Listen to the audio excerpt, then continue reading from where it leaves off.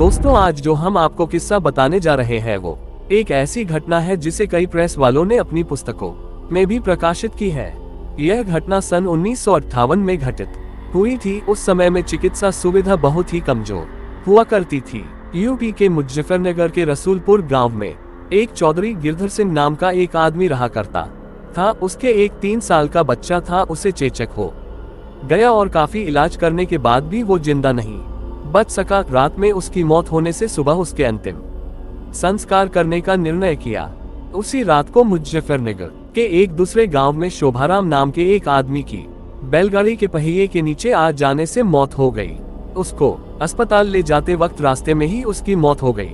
मृतक के घर वालों ने उसका दाह संस्कार कर दिया। दूसरी तरफ जब रसूलपुर में उस मृत बच्चे को दफन करने के लिए जंगल जाने लगे, अचानक रास्ते में उसके शरीर में हलचल हुई और वो उठकर खड़ा हो गया। लोग ये देखकर दंग रह गए, लेकिन बाद में उसको जिंदा देखकर सभी खुश हो गए। लेकिन लोगों को ये पता नहीं था कि उस बच्चे के शरीर को किसी और की आत्मा ने जकड़ रखा था। उस 3 साल के बच्चे में 23 साल के शोभाराम की आत्मा घुस चुकी थी। वो अलग जगह पर आकर बहुत परेशान हो रहा था और खाना खाने से मना कर रहा था, लेकिन बड़ी मुश्किल से समझाकर उसको खाने के लिए राजी किया।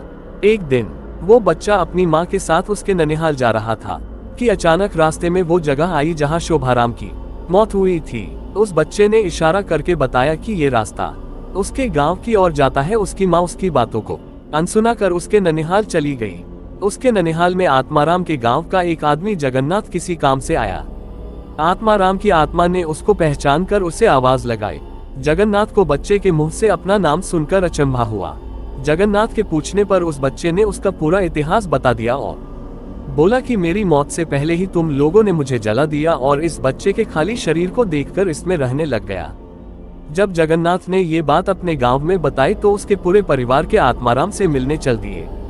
उस बच्चे ने सबको पहचान लिया और वो उनके साथ उसके गांव चल दिया और उसने वापस रसूलपुर आने से मना कर दिया, लेकिन लोगों के समझाने पर मान गया। इस तरह वो 2 परिवारों को साथ लेकर चलता रहा। वीडियो पसंद आए तो लाइक, शेयर, कमेंट जरूर करें। चैनल को सब्सक्राइब करके बेल आइकॉन को भी प्रेस कर लें।